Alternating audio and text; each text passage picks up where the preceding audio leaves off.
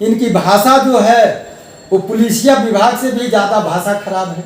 और उनके ऊपर मानसिक दबाव होता है कि आप पढ़ाओ या ना पढ़ाओ, लेकिन आप समय से आओ और जाओ। ऐसे काला टीका लग गया जो शायद किसी भी जल से और डिटर्जेंट से धुलने वाला नहीं है। तो नीतीश कुमार को नीतीश बाबू बनाने का श्रेय हमारी पार्टी ने थी। नमस्कार, मघिया में आपका स्वागत है। मैं हूं आपके साथ गोल्डन कुमार। अभी हम आ चुके हैं नवादा में भाजपा प्रवक्ता बने हैं के प्रभाकर जी। इनसे हम बात करेंगे जिस तरह से बिहार की राजनीति को देखा जाता है, जातियों में बांटा जाता है, उस चीज पे हम चर्चा करेंगे। और जिस तरह से विपक्ष ने जाति आधारित गणना करवाया या जिस तरह से विधानसभा में हंगामा हुआ, ये तमाम मुद्दे को लेकर हम चर्चा करेंगे। आखिर बिहार में जाति आधारित गणना जो हुआ उससे क्या लोगों को लाभ मिलेगा, क्या धरातल में सच में महागठबंधन की सरकार उसे लाभ देने का प्रयास करेगी या नहीं करेगी, ये तमाम मुद्दे पे हम बात करेंगे। बिहार में जब नीतीश जी आए तो नीतीश कुमार को नीतीश बाबू बनाने का श्रेय हमारी पार्टी ने थी। कम सीट रहने के बावजूद भी वह हिंदू में अल्पसंख्यक थे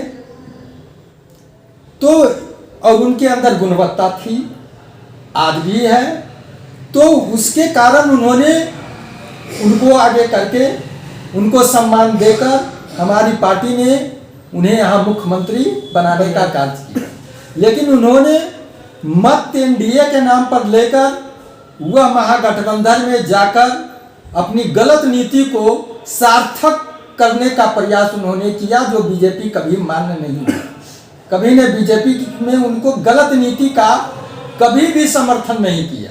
वो बिहार के विकास का और गरीबी के उन्मूलन को एजेंडा बनाकर उन्होंने, नीतीश जी एक इंजीनियर थे, उन्होंने सोशल इंजीनियरिंग का शुरुआत में बहुत अच्छा वह काम भी किए जो आज दिखता भी है। लेकिन नीतीश जी का ये मानना कि ये सिर्फ मेरा है, तो आज दिख रहा है कि जब से वो महागठबंधन में गए हैं, जितनी बड़े बड़े बिल्डर का, बड़े बड़े लोगों का, रसूखदार लोगों का हत्याएं जो हो रही है वो सब पटना और हाजीपुर के हेडक्वार्टर में हो रही है। आखिर ये किसका देन है? तीसरी तरफ जो ये जाति के आधार पर जनगणना है, यह एक गरीब लोगों को गरीब बनाने का एक हथकंडा है, एक मशीन के रूप में इन्होंने प्रयोग किया है कि वह शिक्षा की तरफ ना देखें, वह राजनीति के तरफ देखें। लेकिन शायद सबों को पता है कि हम जैसे किसान का पुत्र राजनीति करने का इजाजत आज का लोकतंत्र नहीं देता है। अरे बड़े लोगों ने जो पैसे का खेल खेला है राजनीति में, उसमें लोकतंत्र में जो वर्णित है कि सब एक सामान्य है, राजनीति में एक मिथक साबित हो रहा है। और ऐसे ऐसे ही लोग जाति में बांटकर वो अपनी छोटी छोटी पार्टियां, अपनी पार्टी को बढ़ाना चाहते हैं, ताकि अगर वो क्षेत्र में रहेगा, गांव में रहेगा, विद्यालय जाएगा, वो पढ़ेगा और जब पढ़ लेगा तो फिर जाति नहीं होगा। पढ़ने वाले के अंदर जाति नहीं है। कुछ दिन पहले आप देखे होंगे गांधी मैदान में बीपीएससी वाले शिक्षकों को नियुक्ति पत्र बांटा गया। आपने पढ़े लिखे व्यक्ति को शिक्षक बना रहे, बढ़िया बात है, बनाइए, वह बदलना चाहिए। लेकिन उसकी व्यवस्था पे हम जब नजर डालते हैं तो उस व्यवस्था में कुछ दिखता नहीं है। कहीं विद्यालय तो खंडर में बदल गया है, ब्लैक बोर्ड है तो टूटा फूटा है, ब्लैक बोर्ड अगर बढ़िया भी है तो कभी चौक नहीं मिलता है। तो उसका जो मैनेजमेंट होता है उस चीज को ना देकर हम बस अपने आप को प्रमोट कर रहे हैं कि हम मेरी सरकार इतना रोजगार दे रही है। तो क्या लगता है ऐसे शिक्षा व्यवस्था जो बदलाव हो पाएगा? देखिए सर, बदलाव संसार के किसी भी क्षेत्र में बदलाव संभव है। ये बदलाव के बनिस्पत ये बिखराव की स्थिति में हमारे बिहार का शिक्षा जगत पहुंच गया है। और ये सिर्फ एक व्यक्ति का देन है, वो माननीय नीतीश कुमार जी देन, जो हमारे मुख्यमंत्री हैं कई वर्षों से। और यह जितना भी प्रयोग किए हैं वो किसी भी क्षेत्र में बिहार में नहीं किए, सिर्फ और सिर्फ शिक्षा विभाग में ही प्रयोग किए। आप उठा के देख लीजिए कि इनके कार्यकाल में जितने शिक्षा मंत्री बदला गया, जितना भी मंत्री बदला गया, सबसे ज्यादा शिक्षा विभाग में ही बदली किया गया। लेकिन फिर भी आज वो जस का तस है, और आपसे ज़्यादा, पत्रकार महोदय से ज़्यादा हम लोग शायद उसका वर्णन नहीं कर सकते हैं। अब इधर देखिए कि एक जो सचिव है ना, के पाठक, अब उनको लाया गया।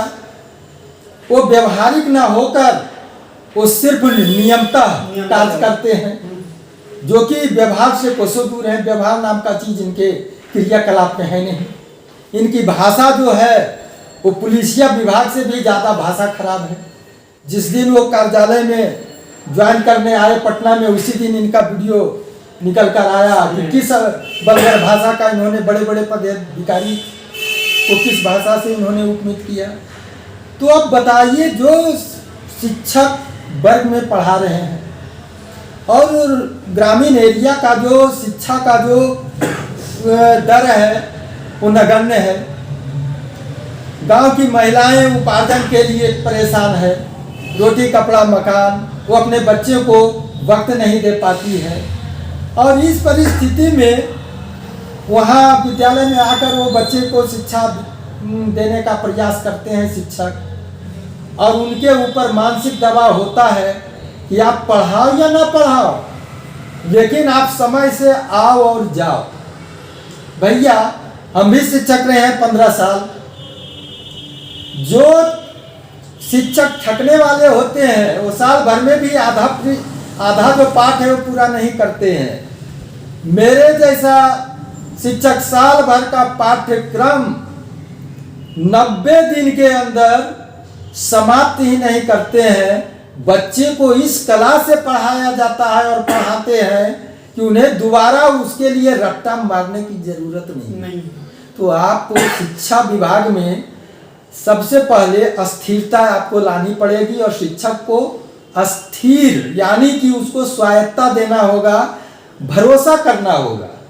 आप के पाठक जी, नीतीश कुमार जी, आपके कर्मचारी हैं। आप जब इन पर भरोसा नहीं करेंगे तो जिनके बच्चे हैं वो कैसे शिक्षक पर भरोसा करेंगे। तो आप व्यवहार से ही किसी व्यवस्था को सुदृढ़ कर सकते हैं, लाठी से आप किसी व्यवस्था को सुदृढ़ ना कर सकते हैं। का उनकी बातों को लेकर इस बार विधानसभा जिस तरह से सत्र चला, तमाम पूरा सोशल मीडिया पे नेशनल से इंटरनेशनल तक उनकी चर्चा हुई। क्या लगता है विधानसभा में सत्र के दौरान ऐसी भाषा का प्रयोग करना खास करके बिहार की मुखिया को कितना शोभा देता है? हमें यही लगता है कि जब से वो एनडीए से वो गए हैं महागठबंधन में, तब से वह सकून में नहीं है। वह किसी न किसी मन में जो उनके अंदर जो एक उत्कंठा है, एक उम्मीद है, वो कहीं ना कहीं वो पूरा करने का प्रयास किए, और उनकी मनसा हमारी पार्टी में पूरा नहीं हो सका। और यही भड़ास वो महागठबंधन में जाकर वह सदन में निकालते हैं। लेकिन हमारा मानना यह है कि आप एक शिक्षित व्यक्ति हैं। जिन भाषा का प्रयोग आपने किया बड़े सदन में, उस भाषा का प्रयोग तो शालीन पति पत्नी भी नहीं कर पाती। जो सुसंस्कृत है, सुसंस्कारी है, वो शालीन पति पत्नी भी वह भाषा में प्रयोग नहीं कर पाती। और इन्होंने जो किया है, यह कलंक लोकतंत्र के इतिहास में ऐसे काला टीका लग गया जो शायद किसी भी जल से और डिटर्जेंट से धुलने वाला नहीं है। बस इतना ही है कि इसकी पुनरावृत्ति न हो, यही ईश्वर से और जनप्रतिनिधि से कामना करते हैं कि इसकी जितनी भी निंदा की जाए वह कम।